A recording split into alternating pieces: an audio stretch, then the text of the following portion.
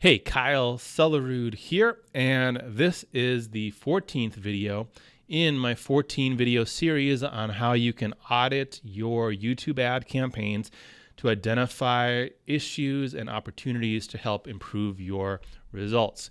If you haven't downloaded it yet, click the link with this video to download the full guide that goes through this whole series, and you can make sure that your YouTube ad campaigns are in tip-top shape.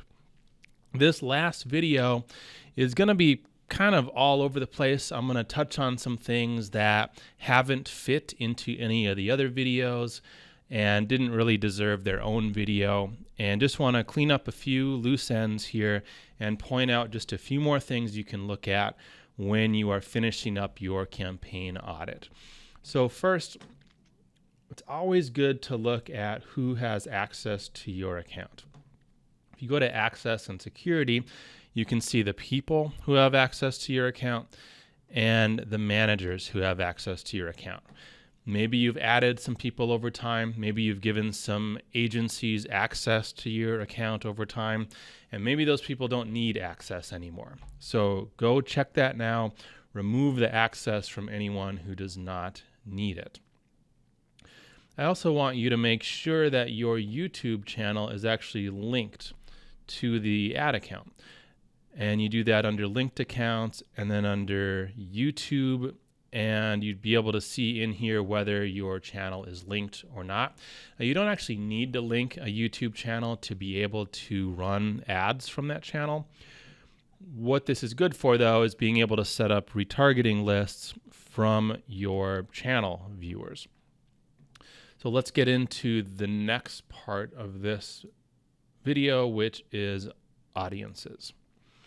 Okay, you should have a number of audiences set up from the very start of a campaign.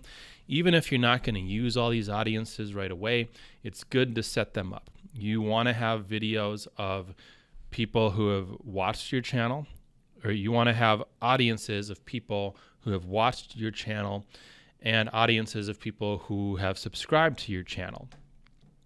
In addition to that, what you want is an audience of people who have seen your ads.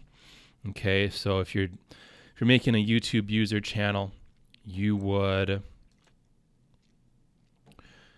use this: viewed any video as an ad from a channel. Okay, and you want to have that list. The reason that list is important is if you're targeting a list of people who have seen the videos on your channel, that would include people who have simply seen your ad. Now, you're putting your ad in front of a lot of people, right? You don't necessarily want to retarget all of them. What I would want to do, though, is retarget people who have seen a video on the channel, but who have not yet seen an ad. So with those audiences set up, I can target the all channel viewers, and then I can exclude people who have seen one of my videos as an ad. You also want to target, or you want to set up lists for just all website visitors. That's a great list to have, especially if you're ever going to launch a new product or anything.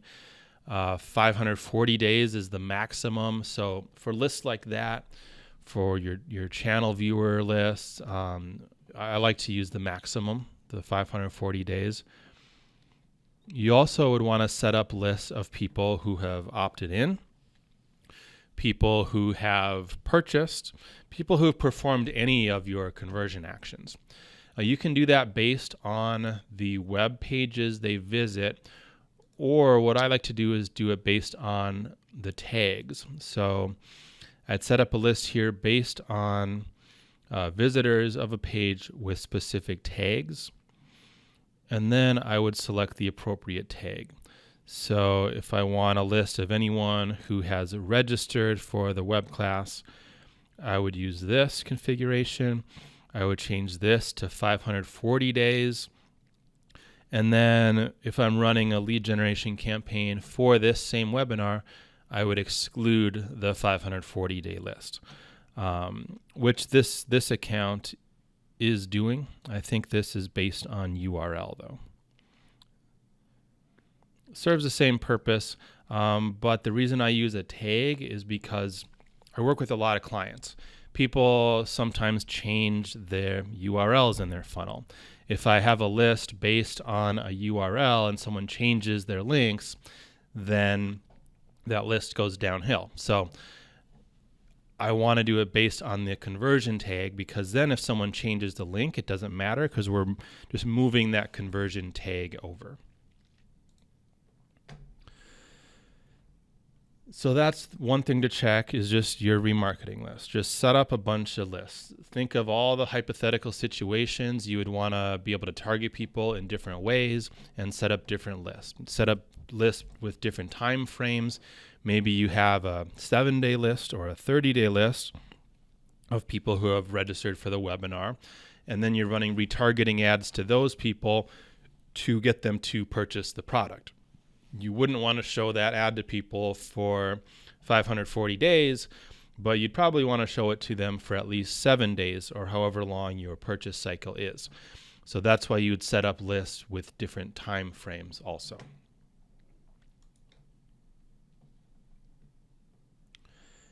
And the next thing I want to look at is the recommendations that Google likes to show us. So a lot of the time they'll pop up at the top here, or if you click on recommendations here, you can see everything that they're recommending. There's a lot of search recommendations here. I'm just going to look at the video recommendations. This is one that you're going to see if you're not targeting Google Video Partners. Google is going to tell you that you should. Of course, by adding this, Google is going to make more money from you. And that's the main reason they're recommending this. So to use this as an example, take all of the Google's recommendations with a grain of salt and make sure that if you're considering making any of these changes, that it would actually benefit your campaign and drive good results for your campaign.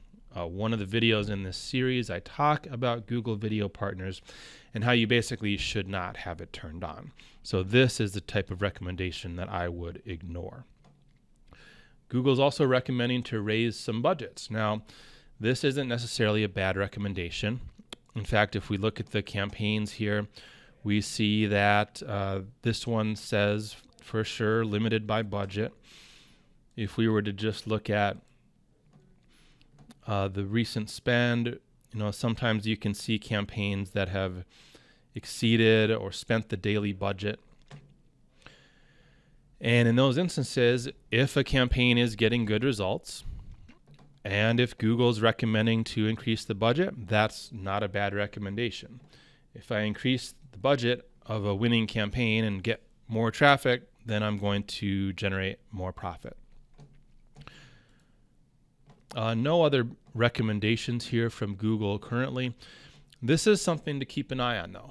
I am not one for applying all these recommendations, but it's definitely worth looking at. Sometimes Google will draw your attention to something that maybe you have missed. So definitely pay attention to what Google's recommending, but don't consider it to be gospel. Just consider it to be a recommendation from Google, which you need to really consider specifically for your account if you want to follow those recommendations. So that is what I wanted to get into with this last video. Again, you can go download the full guide that I made to accompany this 14 video series. If you want more help with your YouTube ad campaigns, to the point of just having me and my team do it for you, that's exactly what my agency does. We are a fully done-for-you agency.